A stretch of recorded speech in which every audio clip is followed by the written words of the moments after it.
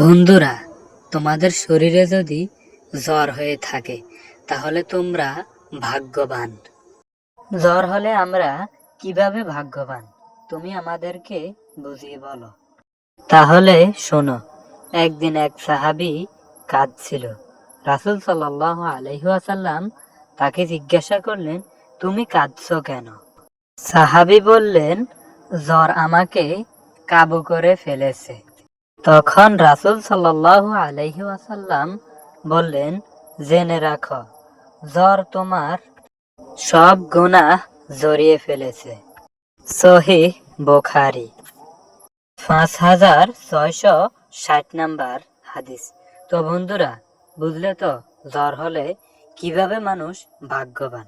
তাই ভিডিওটি যদি তোমাদের কাছে ভালো লাগে থাকে অবশ্যই চ্যানেলটিকে সাবস্ক্রাইব করে তোমরা আমাদের পাশে থাকো।